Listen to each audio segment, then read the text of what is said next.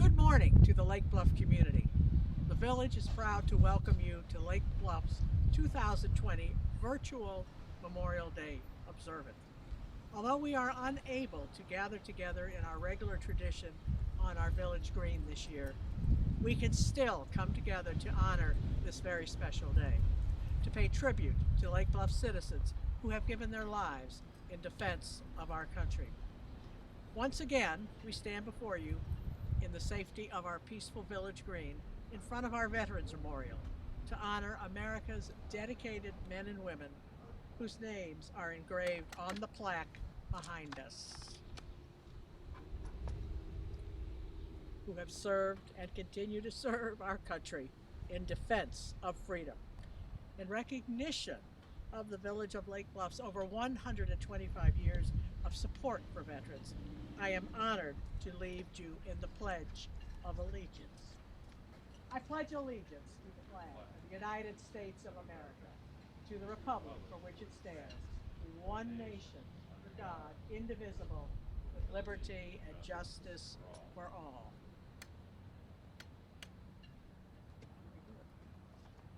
I'd like now to welcome Walt Sloan, a longtime resident, who will speak briefly of the history and significance of the red poppy, which was a symbol of our First World War and armistice and our first actual, what we now call Memorial Day. Recite the poem in Flanders Field. Walt? Thank you, Kathy.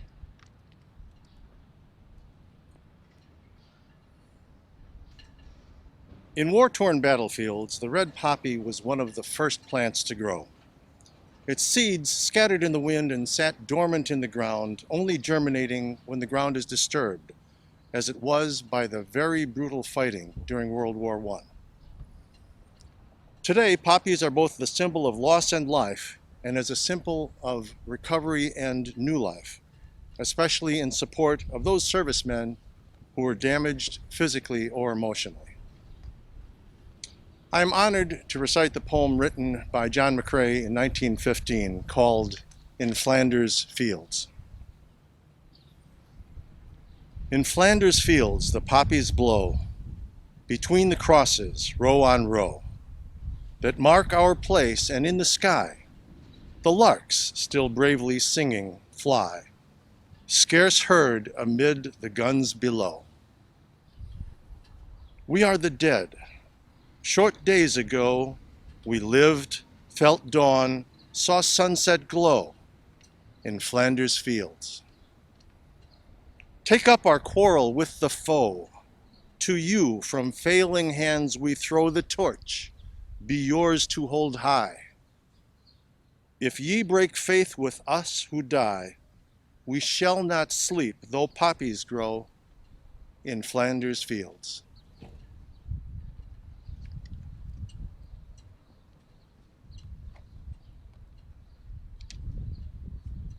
Thank you, Walt. And now I would like to welcome Lake Forest High School graduating senior, Lake Bluff resident, and soon to be freshman at the University of Illinois, Laine Gamrath, who will be singing America the Beautiful. Laine?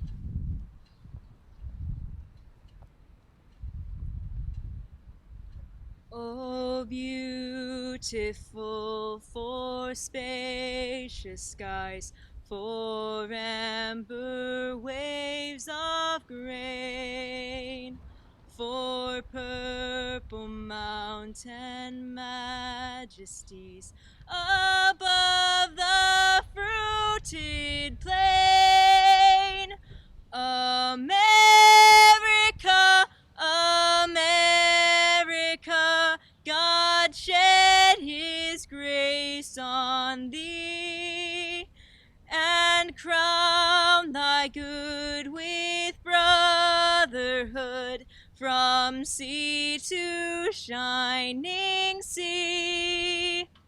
Oh, beautiful for heroes proved in liberating strife, who more than self their country loved, and mercy more than life.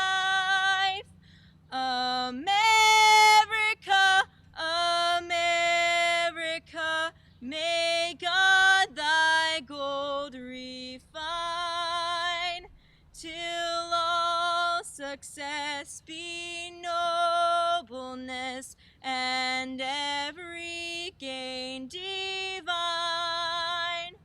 Oh, beautiful for patriot dream that sees beyond the years, thine alabaster cities gleam, undimmed by human tears.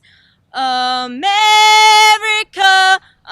America, God shed his grace on thee, and crown thy good with brotherhood from sea to shining sea.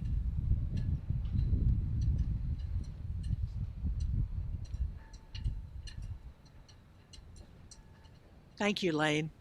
And now we are very happy, grateful, and honored to welcome Steve Drum, a recently retired Navy SEAL Master Chief who has spent 27 years in the Navy and a Lake Bluff resident, to say some words for us in honor of this day.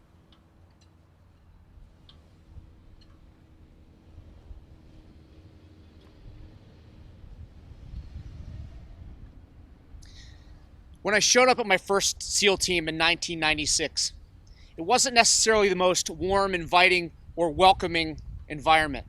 In fact, some may even have referred to it as abusive. We were called new guys or new meats. And part of the reasoning behind this was that, yes, you just completed some very difficult military selection training, but so has everybody else. And no one cares. You better keep your mouth shut, your ears open, be humble, and most of all, be ready to learn. Unfortunately, for guys like me, we tended to avoid some of these seasoned SEAL operators so that we wouldn't get harassed, we wouldn't get messed with, we wouldn't be having to do all of their grunt work for them. One day, I'm moving quickly down the main hallway of our building when I hear behind me, "Hey, meat, stop." I turn and look behind me to see a well-built SEAL operator with curly red hair and an intense glare. He says, "You, come with me." I turned, I followed him back to his office. On the way back, I'm wondering what possible transgression I had committed or in what way had I fallen short of the standards. We get to his office, he closes the door behind us. And then his glare softens. He says, "Today, you're going to come with me, and I'm going to teach you some stuff." And that's what he did, as he taught me how to set up a navigation course with some new GPSs that we had acquired. But unlike similar outings like this wasn't about harassment. It wasn't about me doing his grunt work or making his life easier for him. Instead, it was simply to teach me and to mentor me. So a year later, I was thrilled to learn that he would be joining our SEAL platoon. This man that had yelled at me in the hallway, I have now come to learn, was a highly talented operator that laughed easy, that taught always, and in time he became like the big brother that I never had. In 2002, just seconds from touching down on a cold, frozen mountain peak in Afghanistan, a U.S. Chinook helicopter was struck by enemy rocket, and my friend fell from the back into the snow below. Alone and severely outnumbered, he got up and he took the fight to the enemy until he finally fell mortally wounded. Neil Roberts, my friend, died that night fighting heroically, and he left behind a wife and young son. I tell you this story about this one man because sometimes it's so easy for us to forget that behind those names, behind the names on the wall like the one behind me, on the thousands of walls spread across our country, that these were real people with real stories that laughed, that loved, that left behind families when they paid the ultimate sacrifice. So we have a choice. So the reality is, we will always need future generations to step forward and answer the call to service. When we ask young men and women to board an airplane, to go into harm's way, knowing that it may be the last time that they see their families, their willingness, their commitment to do so largely depends on the message we send now. Do we look at such principles as honor, service, sacrifice, as hokey, outdated notions as we enjoy our day off? Or do we demonstrate how much we value those vital American principles? If you're watching this today, then you've made your choice. And on this Memorial Day, and in the Memorial Days in the years to come, choose to remember, choose to honor.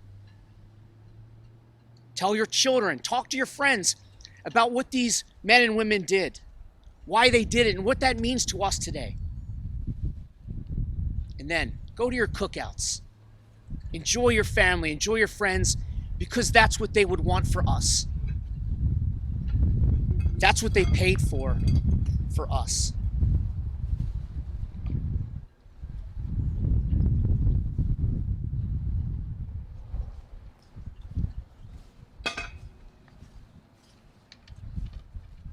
Steve, thank you very much. I'd like you now to welcome two graduating Lake Forest High School seniors, Lake Bluff residents and Lake Bluffers, Mark Smirnov, who will be attending Marquette University, and Joey Goodsir, who will be attending the University of Wisconsin at Madison. They will read the necrology and place the Memorial Day wreath. Gentlemen.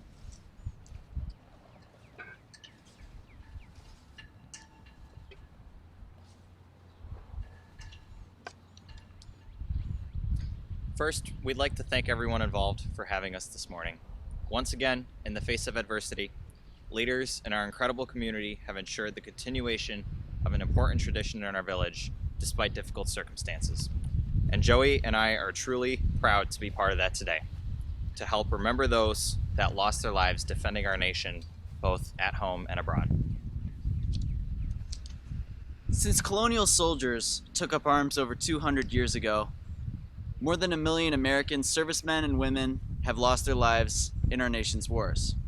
And ever since there was a Lake Bluff, husbands, brothers, and sons of Lake Bluff families have laid down their lives to defend our freedom. Civil War fatalities from Lake Bluff.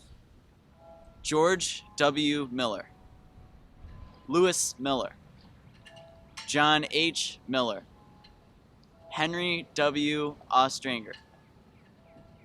World War I fatalities from Lake Bluff. Fred Basil, M. Martin Johnston. World War II fatalities from Lake Bluff. William R. Barlow, Richard Hickman III, Gavin McCarthy, William Rich Jr., David T. Smithson, James Whitney Northrop Jr. Korean War fatality from Lake Bluff. John Roberts. Vietnam War fatalities from Lake Bluff. Ellis G. Bowen, Paul Matson, John Templeton. Thankfully, there are no local Lake Bluff names to add to the casualty list of American service members lost in more recent conflicts. We are humbled and honored by all those that have sacrificed their lives in the defense of our country and our freedom.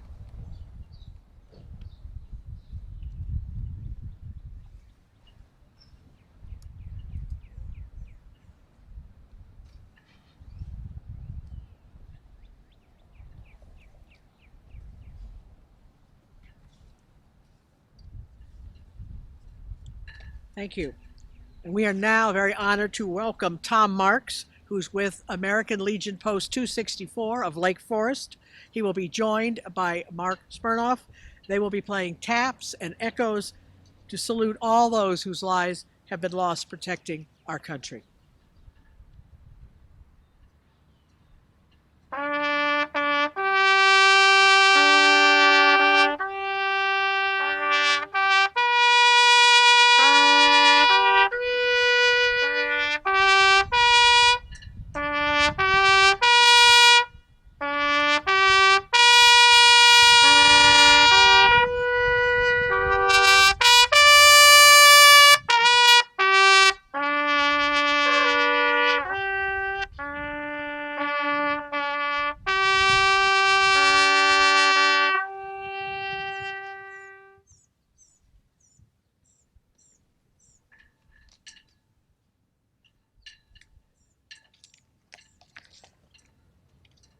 Thank you very much. As our ceremony comes to a close, the village of Lake Bluff would like to express gratitude to Twigs of Lake Bluff for providing the beautiful floral wreath, and for all of our ceremony participants, Walt Sloan, Laine Gamrath, Steve Drum, Mark Smirnov, Joey Goodsir, and Tom Marks for helping us pay a beautiful tribute and honor.